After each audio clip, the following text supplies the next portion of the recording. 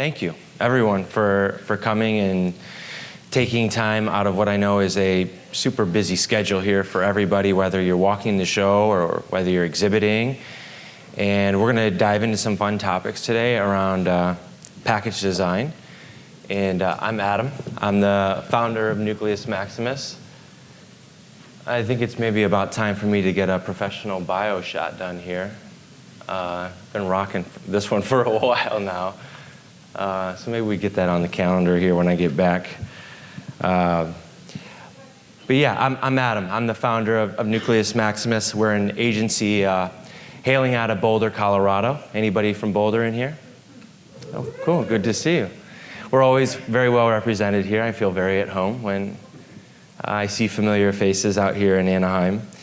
But yeah, we're an agency, and we work exclusively with grocery brands. And when people ask what we do, I always like to give them a really annoying answer, because I could, of course, just say that we're a branding and packaging shop. But really, at the heart of what we do day in and day out is we study what's working in grocery. We study what's working in our collective industry, the DNA of leading and emerging brands in our industry to drive, to understand what drives their appeal out in the marketplace. So we peel back the layers of the harmless harvests, the health warriors, the rebels, these brands who earn the attention of a busy world, who win headlines in trade magazines and consumer publications and new authorizations, and they strike new investment deals and distribution deals and authorizations at retailers, and we want to know why. And in studying this, we developed this, I like to think of it as an instinctual rhythm for what's going on in the marketplace and understanding what's going to work almost just by looking at something. And we use this evolving perspective to tackle big foundational projects for our clients, such as brand positioning, package design, product positioning. And you can see some of our work here that we've had the pleasure of collaborating on in 2016. And a number of these guys are out on the show floor here today. Tasty's here at Expo, Modern Alchemy, Core, Chapul, who we just redesigned, Regrain, our buddies out in San Francisco. So that's a quick look at the work we do. But just for a deeper perspective on where we go as an agency, I just want to point out some of our latest work here. It's for a company out of Secaucus, New Jersey. Anybody from the East Coast here? New York, New Jersey? So this is a client who wanted to launch a line of sashimi-grade fish and sushi products to debut at the Boston Seafood Show coming up next week. And so, they wanted to do it in 30 days. And on one hand, that makes me really nervous, but on one hand, I think we kind of live for that kind of pressure and being able to pull something off like that. But the challenge was, typically when we're doing that, there's a brand, that exists that we're already working with. And so they come to us and, they show us this packaging and this brand. And I looked at it and I said, I don't know if we can work with this. So we're going to overhaul the whole thing. And so in 30 days, we developed a brand from scratch, Katamoto, a brand strategy, brand name, logo, package design for 7 SKUs. And on top of that, we got them everything they needed for the trade show booth. So we got a 10 by 30 booth to build out, sell sheets, and freezer graphics, and business cards, and banners, pop-up banners. And then we're going to be surprising them with these custom cell phone cases there on the left, using these print patterns that we see from our packaging here on this page. So a nice little touch for them. But all of this was made possible by an intimacy, a level of intimacy with our industry, right?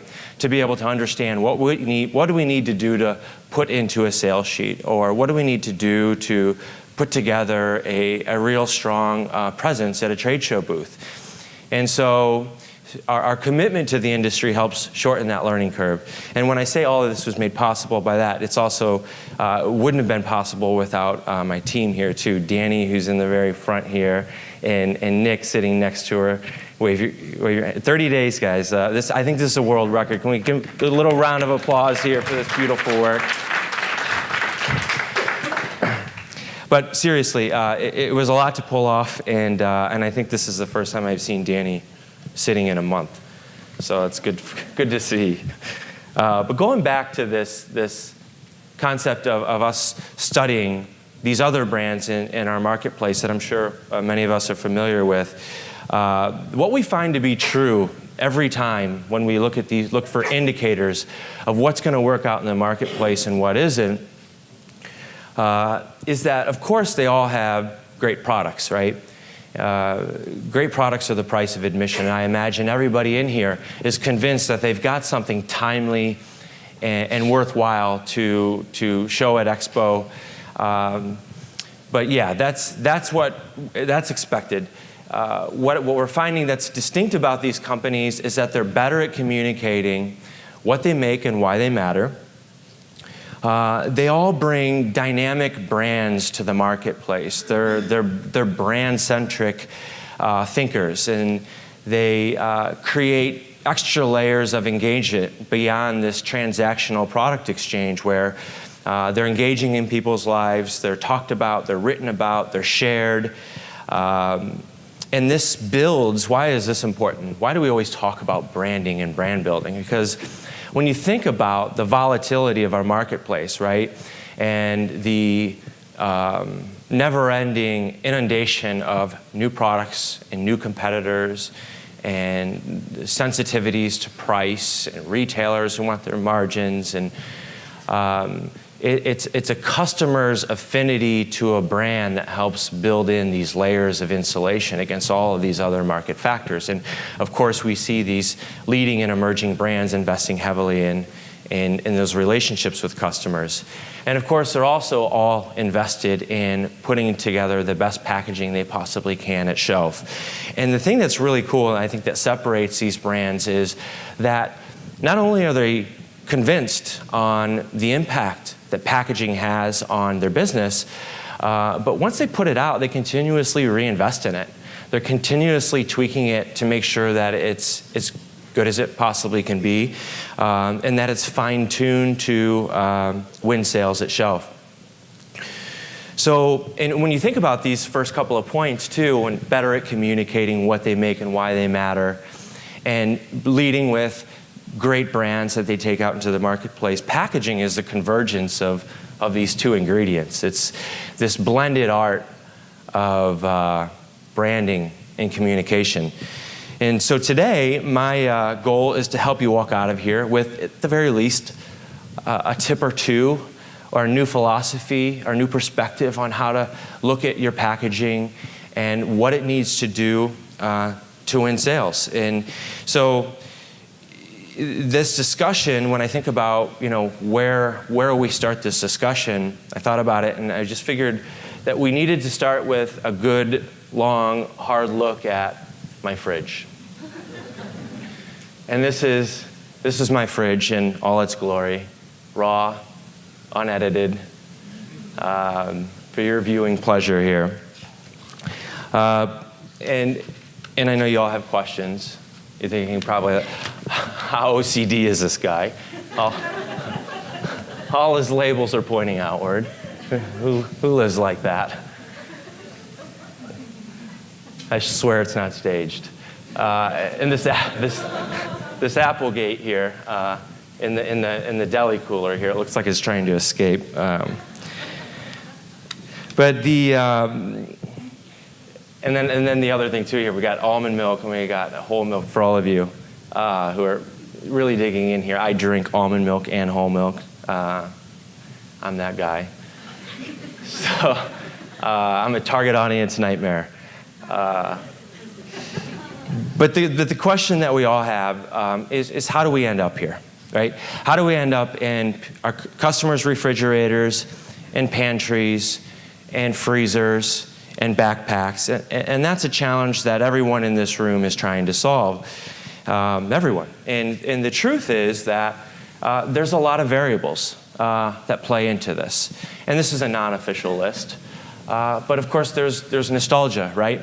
When we think about when we grow up with certain products and we develop this affinity toward brands just because our parents bought them, or it's the first product that we bought when we turned 16, and there's peer recommendations, what our friends will recommend that we go and check out. There's price, sensitivity to price in some categories versus other categories. What we're feeling like eating on a Tuesday morning versus a Sunday evening. Appetite, right? Impulse decisions.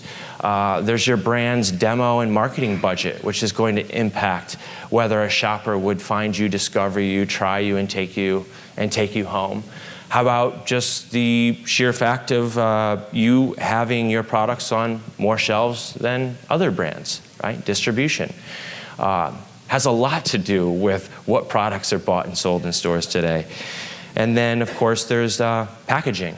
But some of these things, when you look at this list and you think about what you're up against as a brand, some of these things are within your control, and some of these things are outside of your control. But what I can tell you about what gets bought in stores day in and day out is that 75% of what gets purchased isn't determined until the shopper reaches the shelf, right? So that says a lot about packaging's role in determining ultimately what goes home with a shopper. And we can all relate, today's shopper is in a mad rush in life, not just in grocery shopping, but it certainly translates to when they show up to shelf, where they spend an average of 10 seconds in a category before deciding what to buy. Not a lot of time. And if they pick up your package, if you're lucky enough to have them pick up your package, you've got about a 3-second audition before they decide whether or not they're going to buy that product or put it back on shelf. So this creates a lot of pressure on your brand to get it right, packaging, and to design packaging to account for these realities. And so what we've done is we said, all right, this is a lot to figure out. And this is what we do day in and day out. And we wanted to build a tool or a methodology to help every brand in this room, with all of your unique circumstances, to sort through what happens here at shelf. Just by a show of hands too, how many of you are making a product that you are or plan to sell into a grocery store? Just by a show of hands. Okay. Keep your hands raised just for a sec. You here on the left, what's your product? Just toss it out in terms of what you're taking to market. Black shirt, Thai kitchen, then I'll do you. Thai kitchen coconut milk. Okay, coconut milk, and behind? Probiotic powder. Alex, I know what you're bringing to market there. How about on this side here? If you could raise your hands again, I'd love to hear what you're, go ahead, yes. You want to call me a personal lubricant. Personal lubricant, okay. There we go. That's the diversity I'm looking for here. All right, one more in the back, yes. Organic baby food. Organic baby food, okay. So personal lubricant, organic baby food, protein, or coconut milk, and sorry, one more time. Probiotic powder. Okay, all vastly different buying scenarios, vastly different categories, shopping environments, consumer motives. So what we did is we said, all right, what are the universal actions that are a part of every buying decision in a store? And whether it's in baby food or personal lubricants or supplement powders. And what we did is we string these together and we say, all right, if this happens in every category, every time, these are the universal actions that are part of every purchase decision. We call it the shopper journey.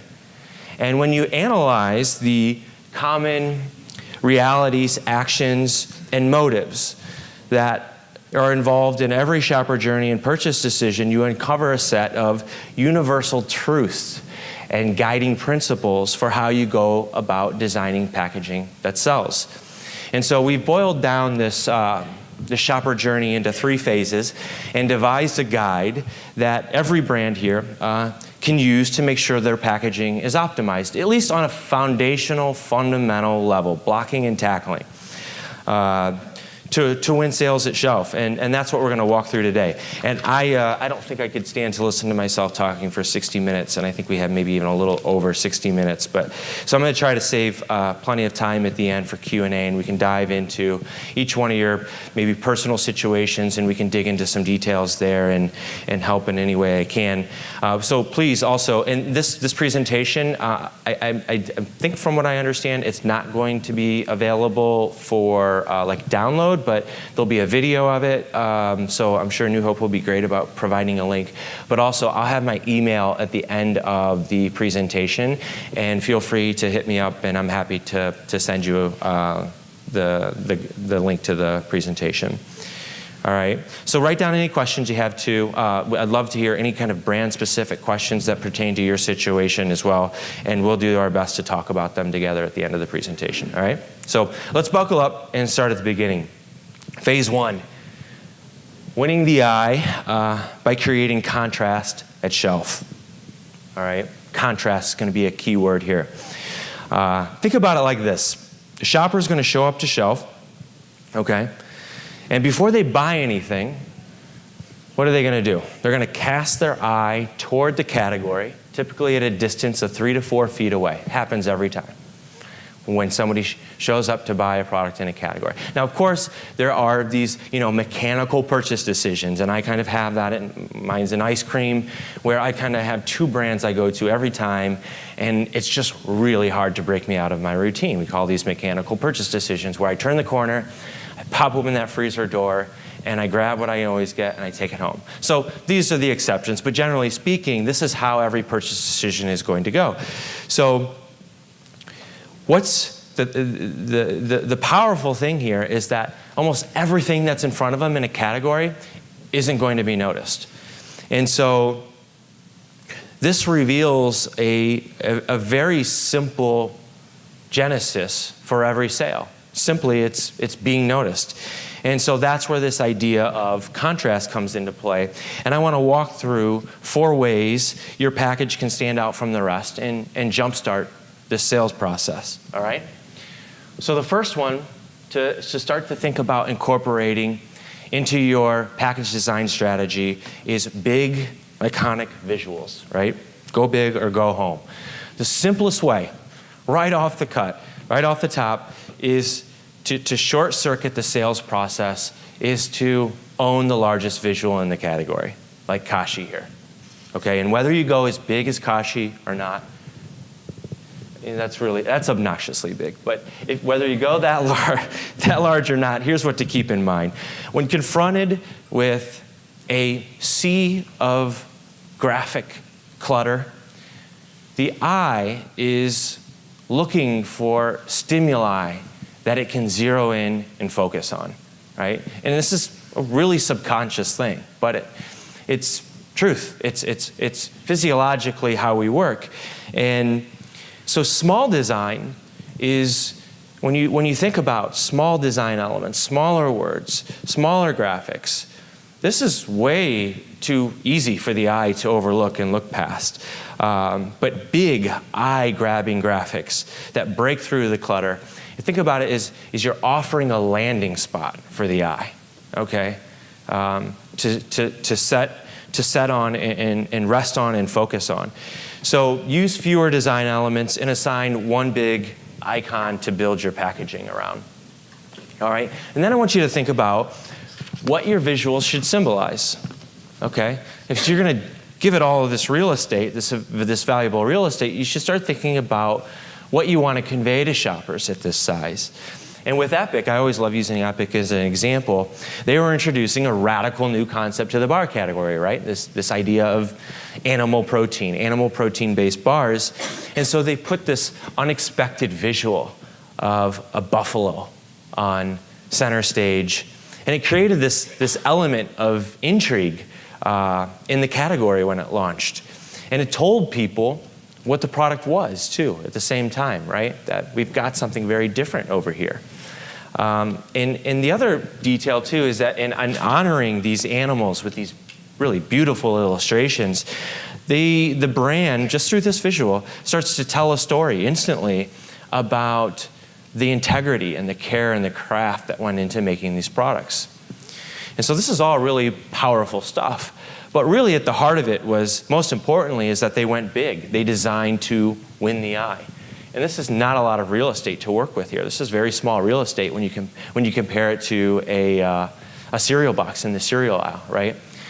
So, and you look at a brand like Wild Zora up above, who's in our own backyard in Colorado. I think they've since redesigned, but very similar product.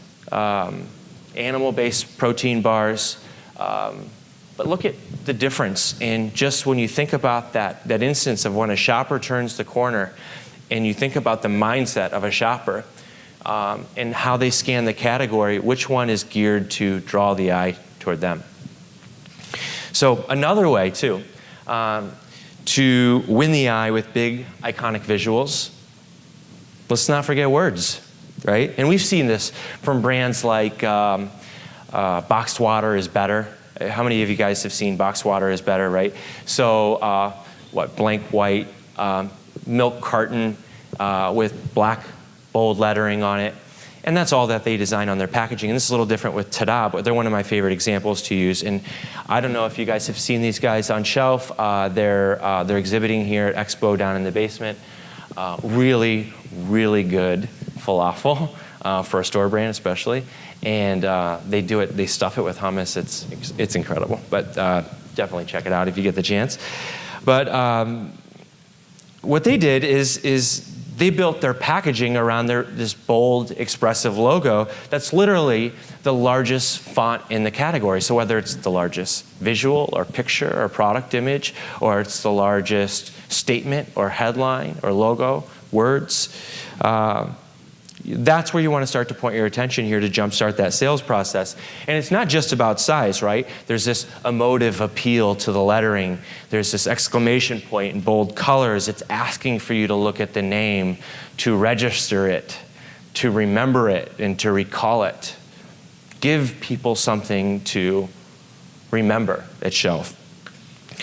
And so same goal, win the eye, just a different approach. Now let's talk about another method.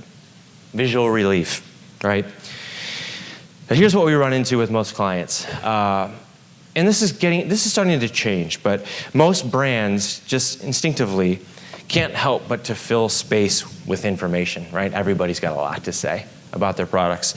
Yet today's shopper is increasingly hardwired to ignore clutter, especially in a grocery store, especially at shelf. And so when you think about it, we're talking about big iconic visuals a step before this, that means nothing without isolation and space to let it breathe, to allow the eye to kind of zero in and focus on these big iconic visuals. So when you design your packaging, you want to take a less is more approach, like Hubert's Lemonade here, front and center, or Izzy, where you're giving the eye the ability to come in and kind of take in each element piece by piece, giving the eye escape routes. We like to call them escape routes into and out of the packaging. But big picture, you want to offer a spacious layout that gives the eye this visual sanctuary in a very busy and cluttered category that asks a lot for the eye to process. And so you want to incorporate breathing room between elements, avoid copy and graphic overlaps. There's very few brands who can get away with like what Bragg does. Are you guys familiar with Bragg?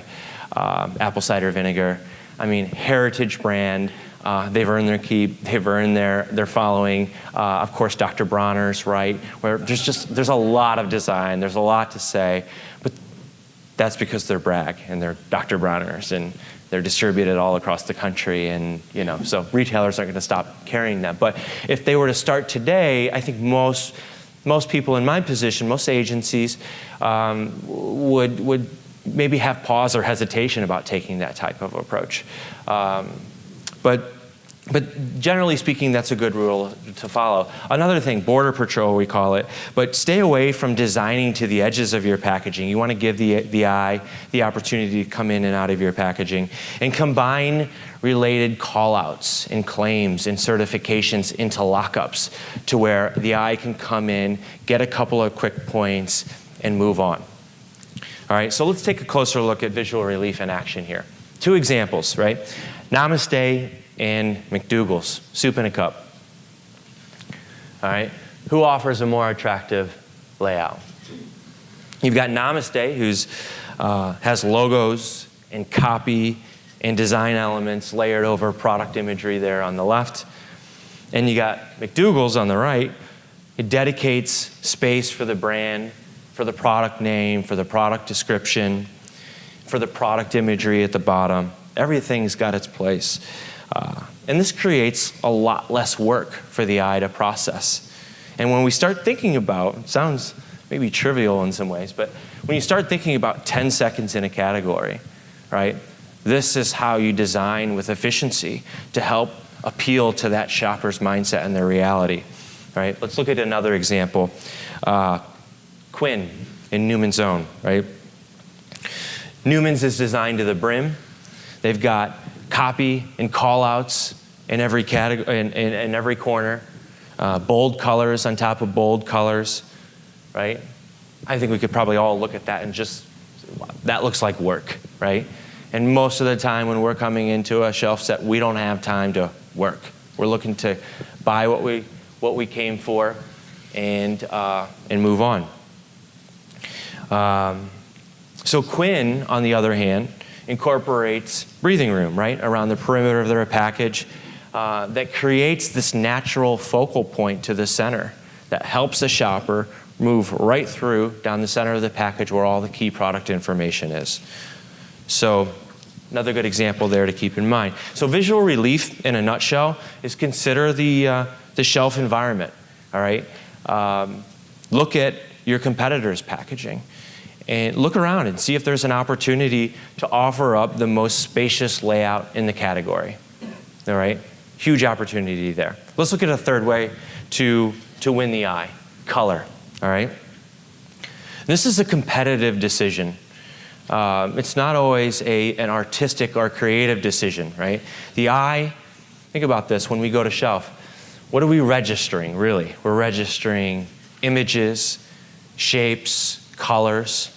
And when we do that, we're not only are we registering these color norms at shelf, and every category has them, but also the color anomalies at shelf. So one of the first things you want to do is take inventory of the common colors in your category and ideate a color scheme that disrupts these conventions, right?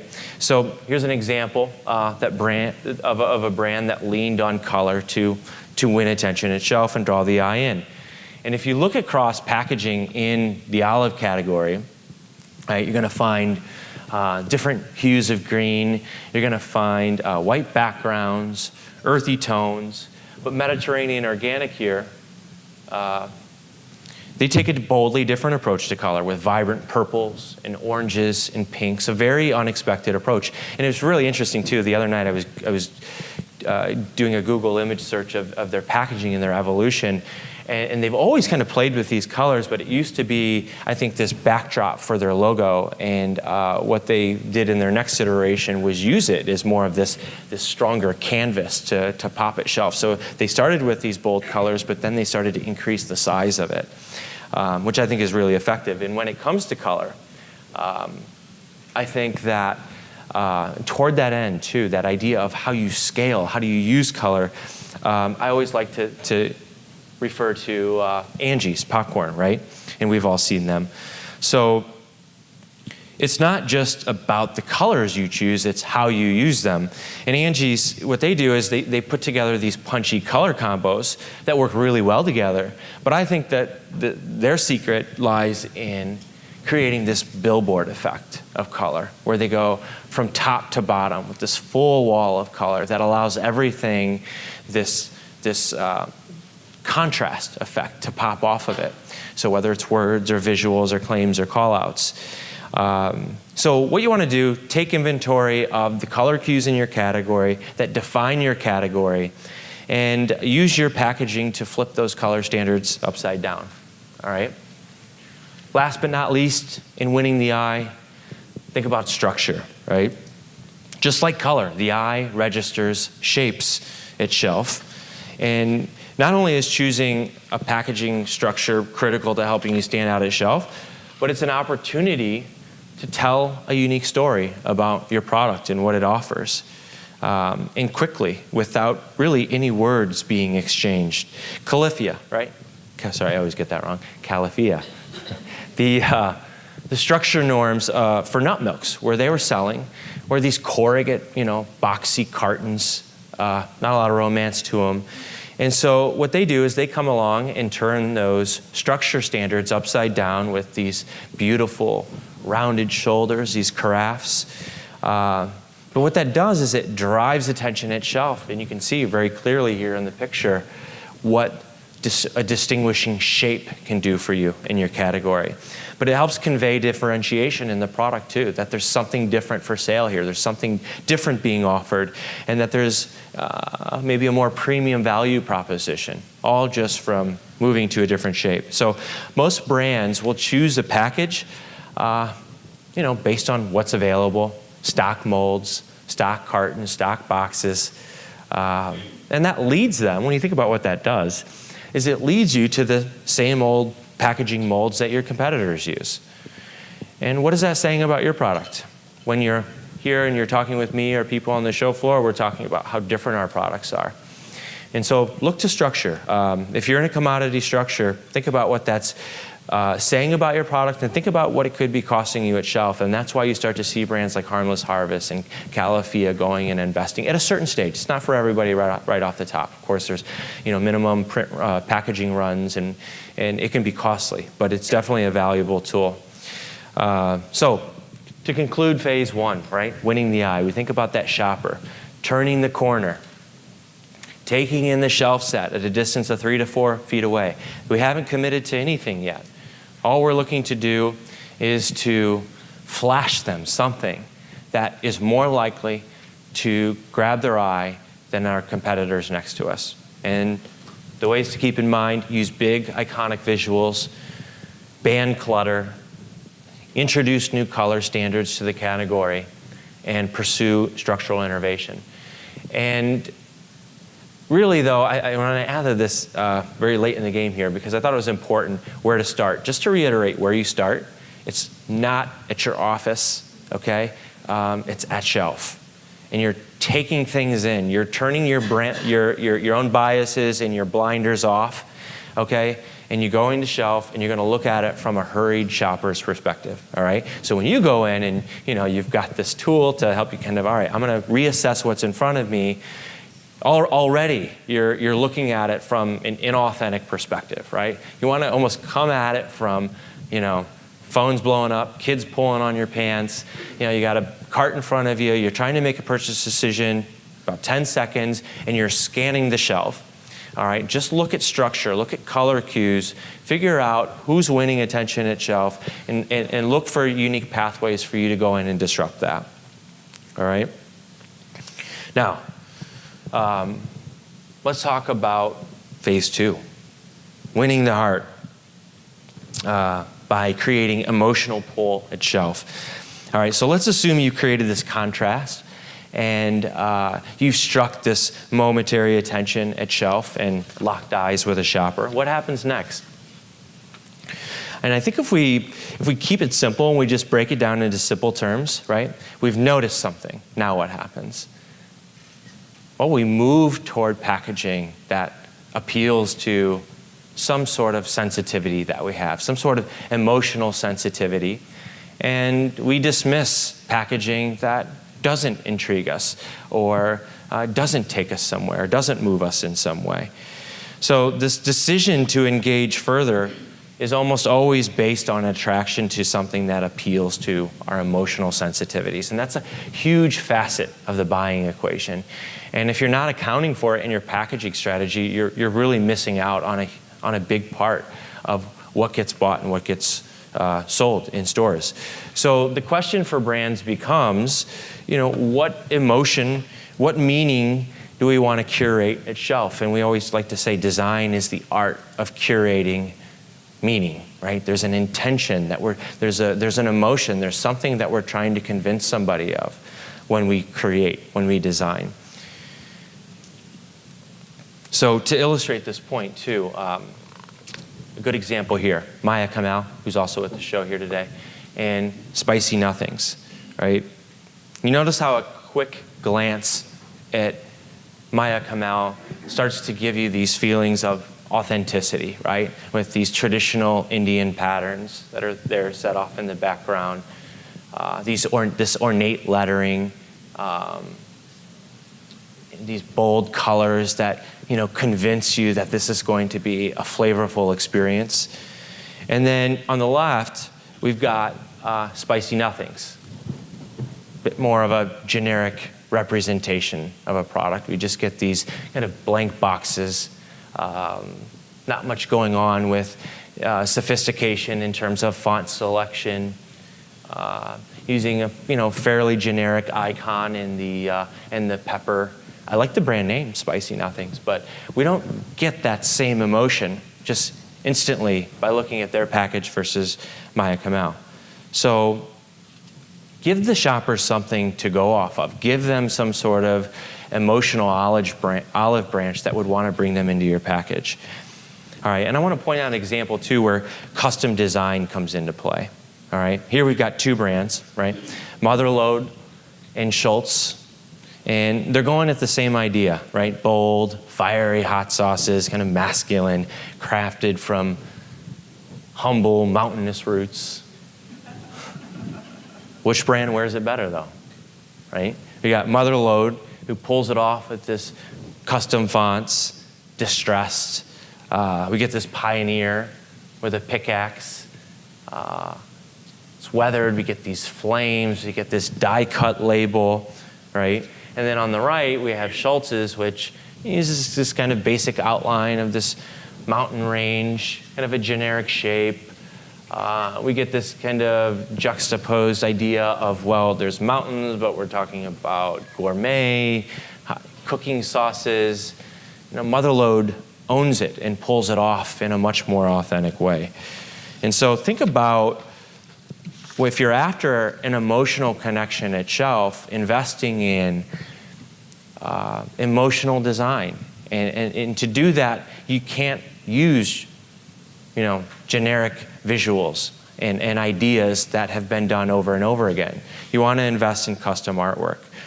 All right, but the best approach to owning something and creating connection with shoppers at shelf is to go towards something uncommon, something that hasn't been done before. And the example we always use for this is Harmless Harvest, right? And when we think about, and you guys can probably imagine when we've seen brands in the coconut water category, what are those cues that we're used to seeing from brands? We're seeing light tropical colors, blues, palm trees, beaches, beachy environments, all aiming to take shoppers to this mind state or this state of mind when you're buying coconut water about where this product came from, which doesn't always work out that way. But Harmless Harvest, I think, one is that it was baked into their mission, but I think they had a real sensitivity to this saturated idea that coconut water brands were going toward. And so they built their packaging around these hands caressing this coconut water that told a very different story about their unique mission, right? Which is about product integrity and craft and sourcing stories and sustainability. And what better way to represent it with an image that we haven't seen from brands before. This idea that you'd take hands and put it on the front of a package and hold this coconut, and that it's illustrated versus real photography. And plain lettering, up front, straightforward, right? And it feels much more honest and truthful versus brands who start to share these different design cues across different brands. So to recap how you'll go about winning the heart, think about this stage as, what are we going to envelope our package in, right? What are we going to, what is our design going to be inspired by? And the answer is always in brand positioning, right? Going back to what's the nature of the brand, excavating that. What's the story? What's this truth? What's this passion? There's a lot of different words we call it as marketers. But we call it brand positioning.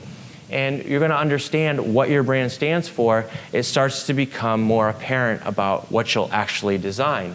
And so if you don't know how to go about this, hire an expert. But if you want to hack it on your own, here's a little bit about how we do it. What we do is we start by asking a ton of questions, right? And we want to know, what are your sourcing principles? Where do your ingredients come from? What's the founder's story? Who is involved? What were the key benchmarks in building this business and building this brand? Who's your customer? What are they looking for? What's the romance that they want behind a product like this? And we create this big list of everything that you could stand for, all right? Truth, inherent, real traits. And then we start to filter it down with, all right, now what's most ownable? Like that harmless harvest approach. Okay, well, sure, these are truths about our brand, but we only really want to lead with something that's rare and irreplaceable. What's rare and what's irreplaceable when it comes to brands that we buy are more valuable, right? We pay more for them. We go out of our way for brands that are rare. And so that's the first filter that we apply. If other brands are doing it, if you hear a lot of other brands talking about what you think you may build your brand about, right? We hear it on the show floor quite a bit, right? Family-owned brands, from our table to yours, or from our kitchen to your table. So stay away from these kind of cliche, saturated ideas. Move towards something that can be all yours. And then you got to ask yourself, all right, well, I've got something that's truthful about my brand. I've got something that's ownable that I can hang my hat on. Don't forget to ask if anybody really gives a shit about the story you're about to tell, right? And particularly, and because you may be sold on it, but we've got to account for cynicism from the marketplace, and whether or not this type of story has anything to do with me buying a stick of butter or a box of rice, right? Some category brings different context in terms of what type of narratives you want to lead off with. So think about that in terms of who your customer is and whether or not this would be something that would resonate. Is this something that they would engage with? Is this something that would just elicit any type of emotional reaction from? All right.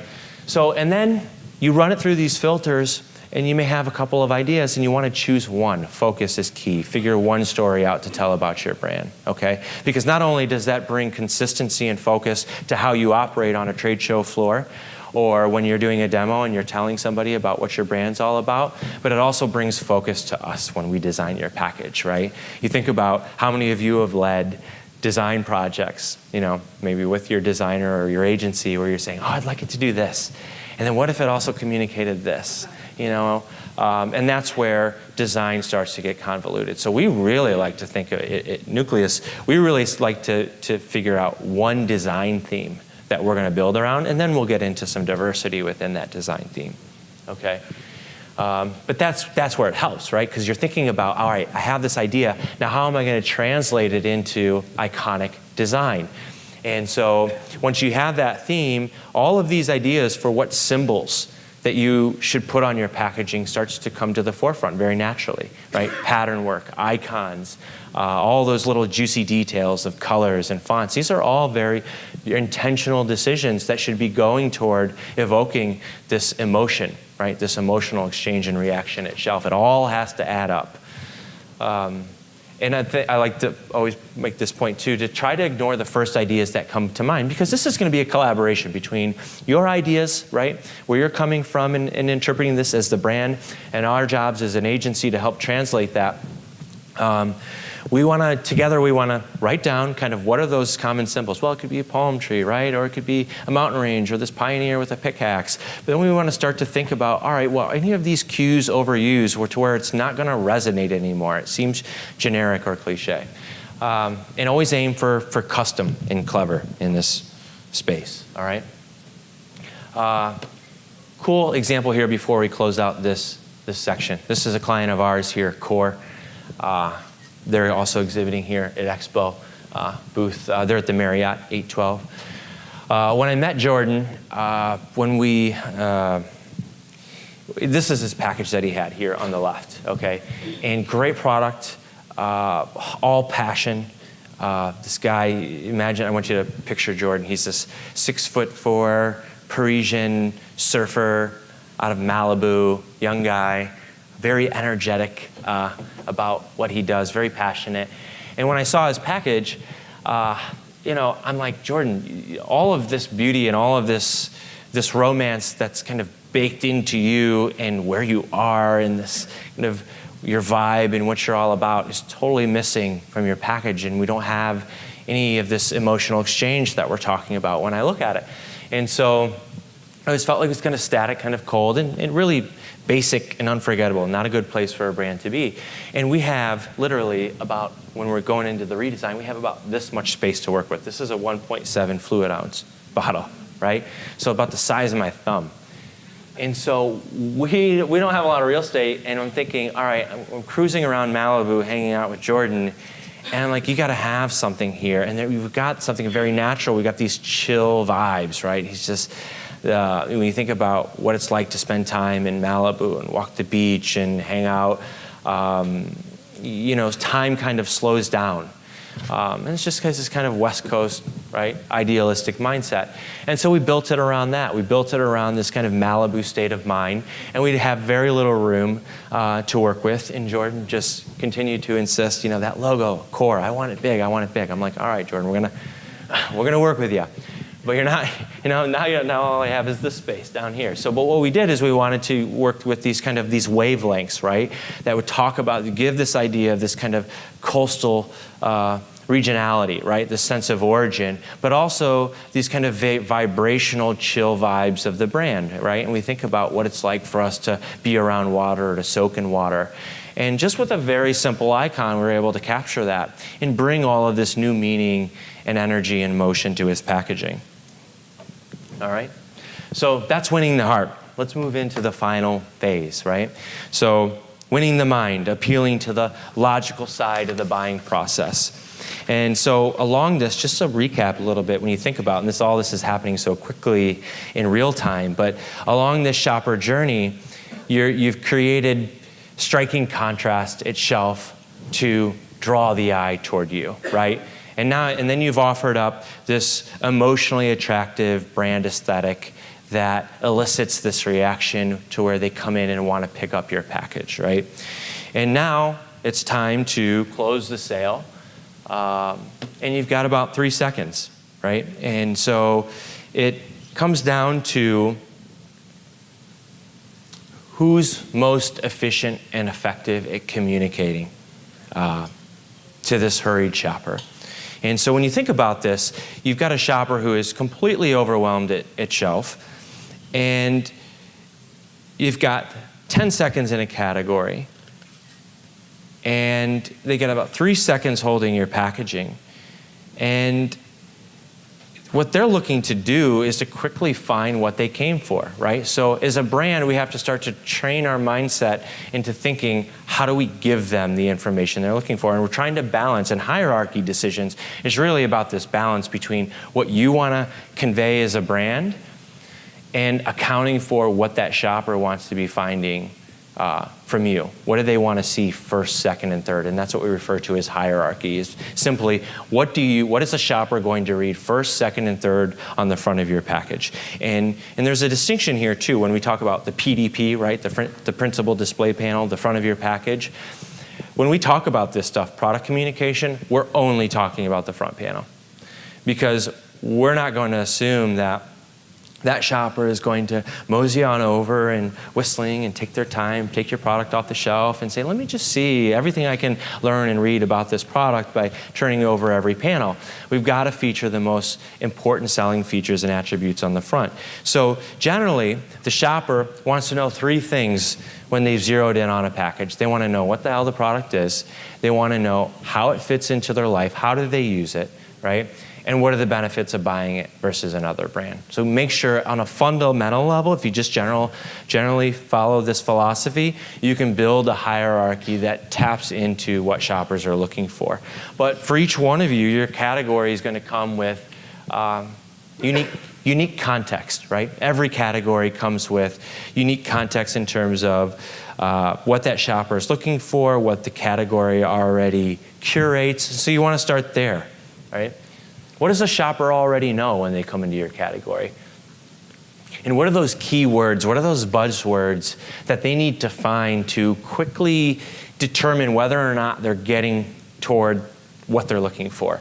All right, and one of my favorite examples, all-time favorite examples to use in these presentations is the canned tomato aisle, right? Hot category right now, I know, but it's actually really, really, I think, great in being able to explain what this is all about, right? So you've got Muir Glenn, who realizes that when a shopper shows up to this category, that oftentimes it's driven by a recipe, right?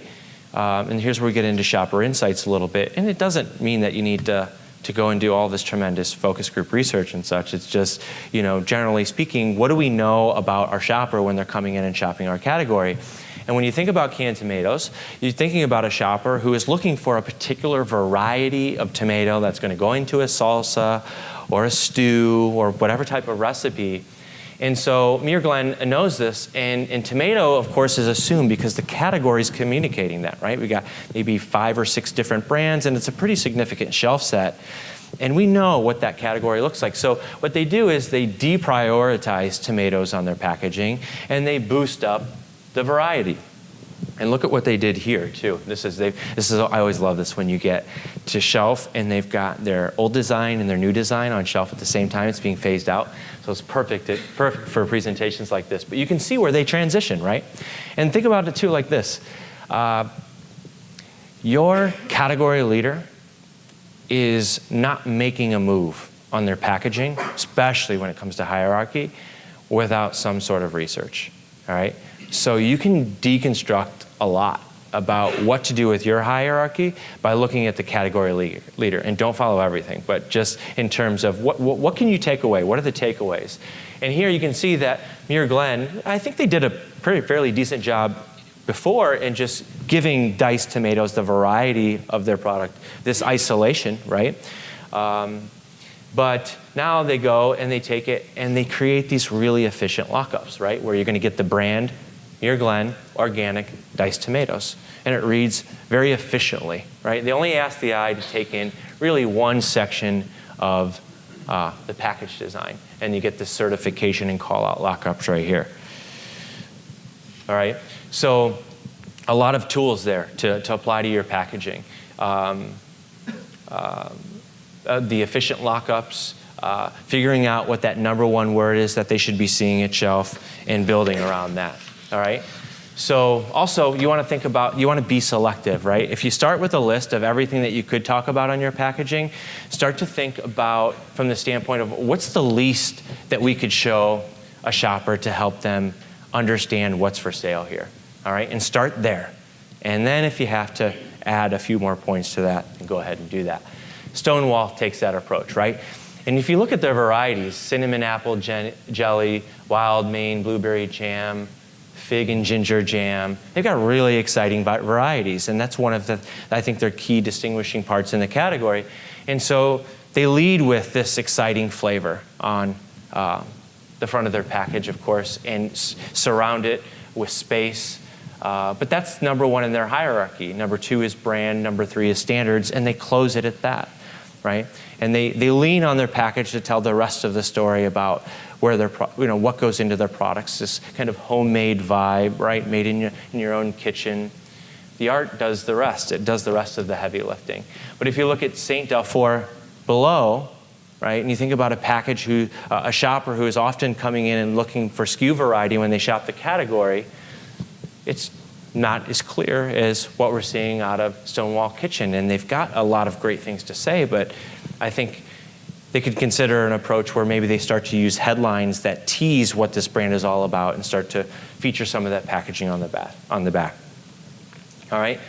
Also, within hierarchy of information, I want you to think about complementary communication and thinking about how words and visuals can team up together to create this understanding with consumers at shelf, right? How do we lead them to understanding what's for sale, not only just with printed words and copy and call-outs, but also with visuals.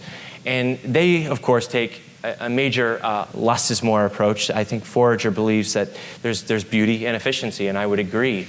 And what they do here is you can quickly get a sense of what's for sale, right? You get the brand, Forager, and then the salty snack aisle where there's all this innovation happening and you get all these different bases of chips. They lead with, well, what's our base of chip, right? And 10 years ago, you didn't have to do that. Almost everything was in there was a potato chip or a tortilla chip.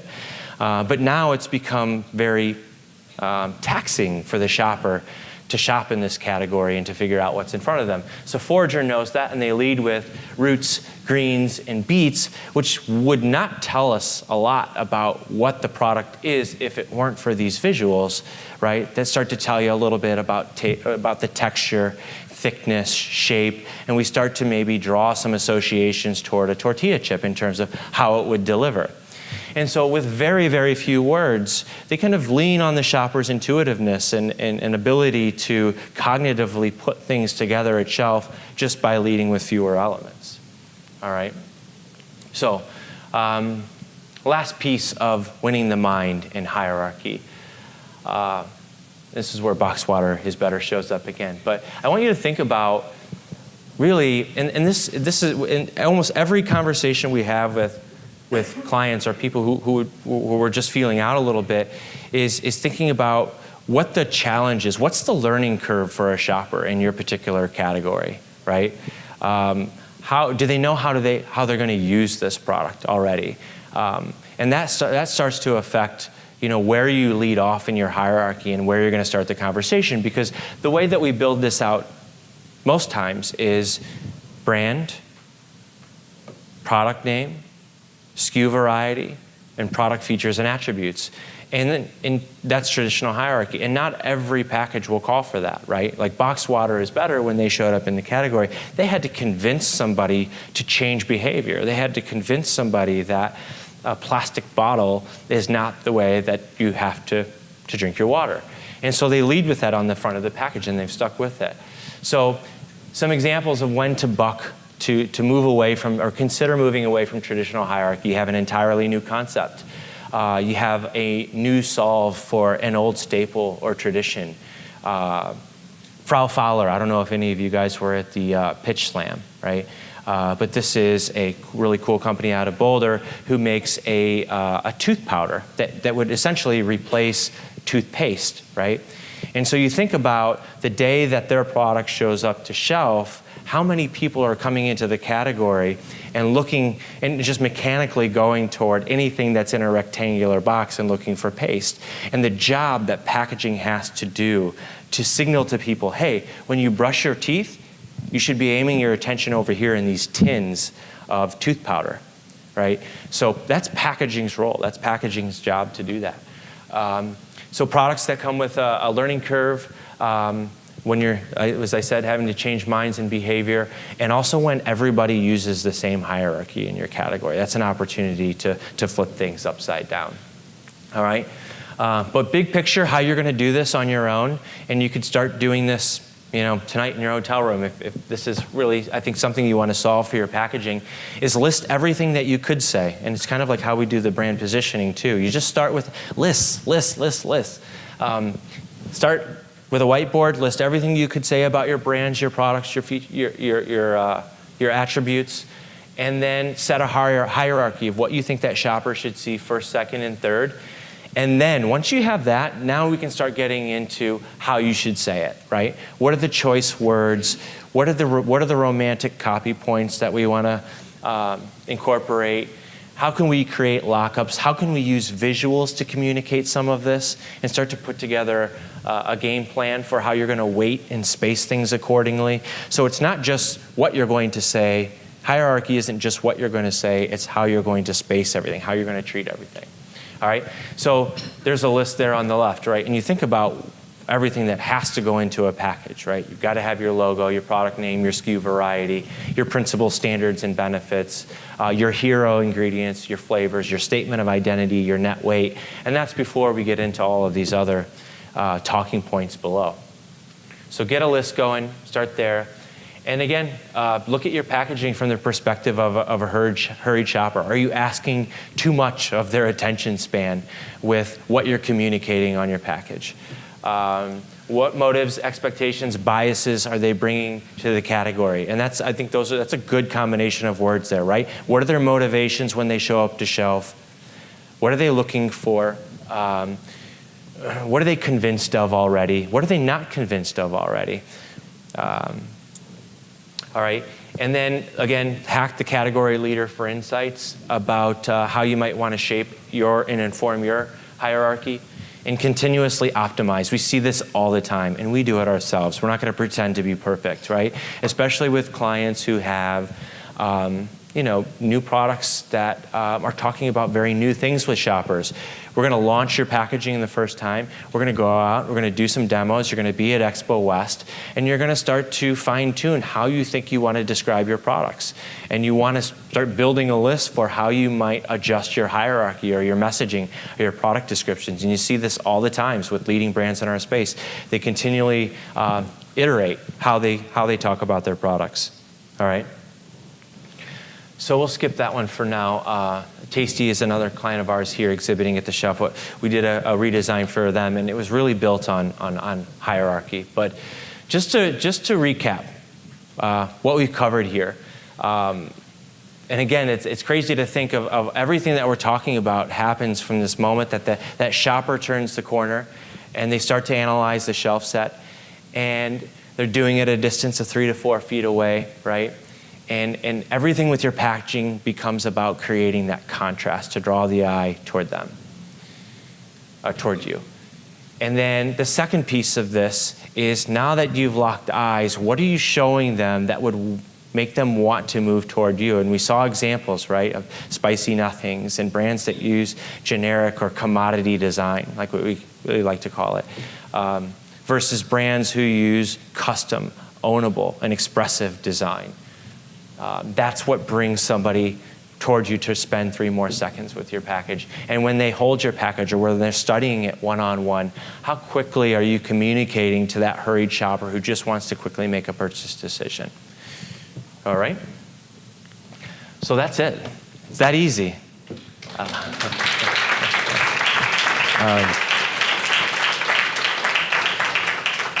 So I hope on a baseline level that was informative and maybe giving you some new tools, some new tips, some new perspectives on how to look at your packaging, how to diagnose it. One thing we'd like to do too, and this is my email address, if you'd like to talk one-on-one, either while we're still here at the show or after the show, feel free to reach out. We'd love to do diagnoses across these 3 phases of the buying process with your packaging. It's a really fun thing for us to do. Or if you just want to start with a simple conversation sometime about a new product you're launching or what you want to do with your packaging moving forward, definitely reach out. We'd be happy to do that. How are we looking on time? Okay, let me take a quick peek, get a sip of water. And I think what we'll do is we'll pass the mic around and see if we got some questions. You ready to do that, Denver? Okay, cool. So yeah, if there's anything I can do to, yes, sorry, go ahead. Oh, 1 second, Denver's gonna bring the mic up and. Here you go. For breaking the norm of design or concept idea, what the step help you to abandon the old idea, or what element help you to keep some of the idea? and then to elaborate it and present to the client and to convince them, like to let go of their idea. Like for example, like relief of dryness, you immediately you see water, or organic healthy, immediately you see the use color of green. Yes. So how you break through that and what help you to find another alternate to replace that like already well-known element and present that to your client. Sure. That's a good point. I think that, you know, there are certain cues that you may want to leverage in a category, right? Certain color cues or symbols or icons that build a level of instant kind of familiarity with shoppers in a category. So it's not that you always want to just, you know, upend everything. I think that there is power in familiarity, but I think you just want to ask yourself, how do we do it differently, right? You think about the essence or the power of a brand, it's that you want recall. You want something that when you cover up the name on a package, and we do this as a test all the time, you still know who it belongs to, right? We take like Ben and Jerry's and you cover up their logo and you know who that package belongs to. So you don't want to abandon everything, and certainly different categories have different rules for how you go about that. Yes? I think I can be loud on that. Yeah, man, scream it out there. Thanks. First of all, thanks, Adam. Secondly, can you tell us like what makes a good client, and how do clients get the most out of a design firm? Well, the couple one-on-one principles for that for me is if you're a food brand, I think you should be working with a design firm that understands your space. That's kind of where to start, especially with package design. You think about how much hinges on packaging. But I think the best way for a client to work with an agency is to, I think, be very honest about kind of what your value proposition is in the category, and start to boil down to what those really distinct selling points are, and allow the agency who understands packaging and understands food to drive in figuring out what those determinations should be around hierarchy and what the visuals structure of your packaging should be. But I think that it's everything together. It's such a collaborative process.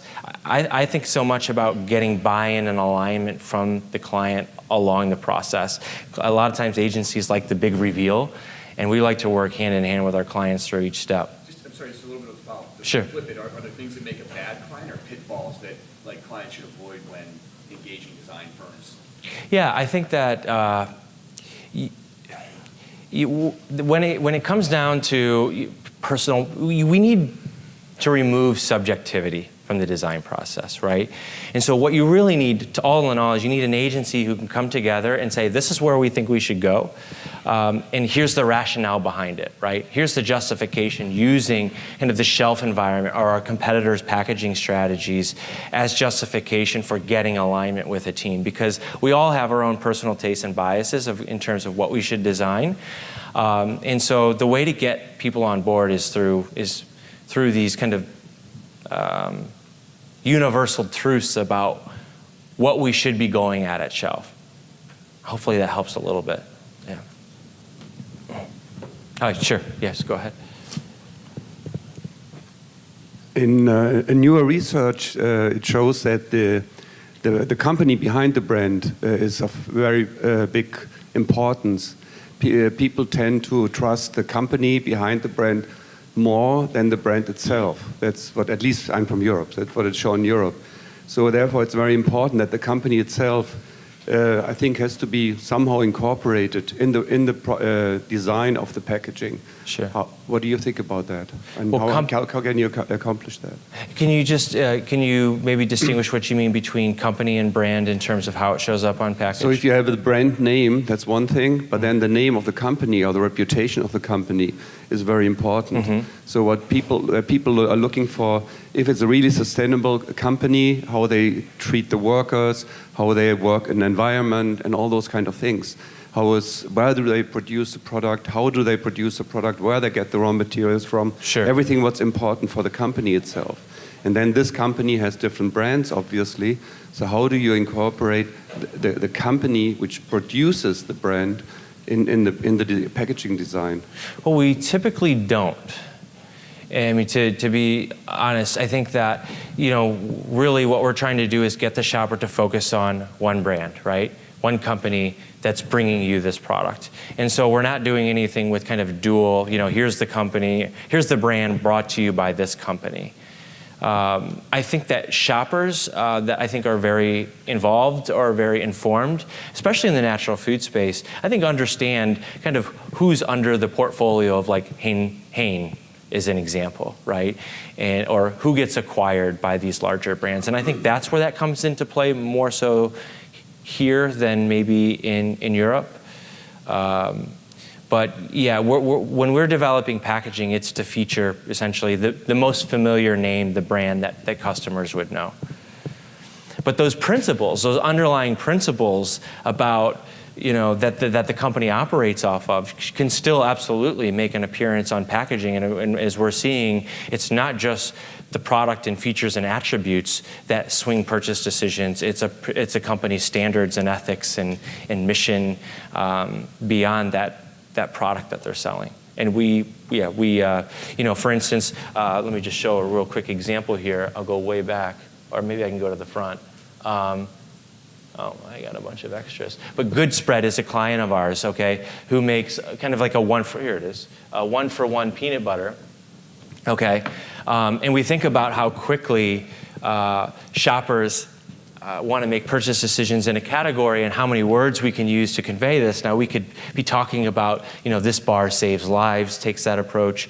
And what we did is figured out if we just said life-saving, that starts the conversation of what this brand's bigger mission is outside of making peanut butter. And of course, if they go to the left of the package, then that story starts to unfold a little bit more. But life-saving is a word that is kind of unexpected in that category.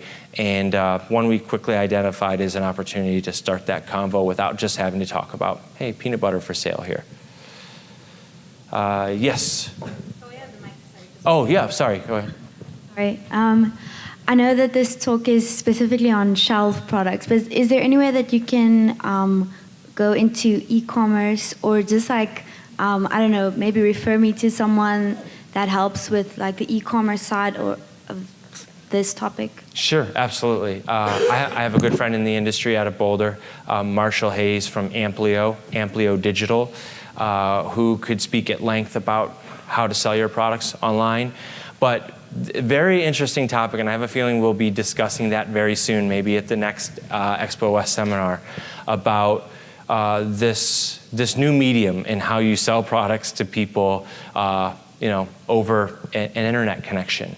But for now, most people are using their same retail packaging for what they're selling online, and they're taking pictures or doing 3D renders of their packaging and featuring those in these online e-commerce platforms. But that's going to start to change. I think we're already starting to catch wind of e-tailers who want to use their technology to change the way that products are presented with video that accompanies packaging. Yeah, so a lot of cool stuff coming there. Amplio Digital, yeah. Yes, here. One more. Okay. You talk about the big iconic visuals, and they can be big letters or product features, or sometimes the human characters. Sure. How do you see the difference among the different kind of visuals, the impact to the brand or the product? Sure. Well, I think like if you were to use a character, right, for the brand, obviously you can't force that. Is naturally in the kind of brand storyline this one distinguishing person or animal that has some sort of relevance to the brand story, and I think that's when that would apply. I think it too that the category itself may dictate. Would it play as well in olive oil as it would in maybe a potato chip brand? So it's category dependent, but I think that you should definitely go into it thinking that all are in play in terms of what this big iconic visual should be. But a lot of times, for food brands, it's just an image of their product, like what we saw with Kashi. But what was unique about what Kashi did is they took it out of a cereal bowl, right? If you walk down the cereal aisle, almost every brand is or chip aisle too, almost every brand is showing their product in a bowl, right? A cereal bowl or a chip bowl. And so Food Should Taste Good, another really cool snack brand in the chip aisle, took their product out of a bowl and just did one single beautiful illustration of a chip. And that helped to create that contrast. So I think that's all we have officially in terms of time. Is that right, Denver? Okay. So we can hang out here though in the hallway, and I'd be happy to continue the convo. I'll get a swig of water, and we can chat more if you guys have the time. So, but thank you again. And we have these. Danny's waving me down here. We're really excited. We just published this book for Expo West with a great teammate of ours in Boulder called Holland and Hart about packaging compliance, which can be really, really sophisticated to figure out. And so we've distilled down the most important points on net weight and nutritional panels into these really handy books. So we brought them for you guys if you're interested in taking one on the way out. They're available back there.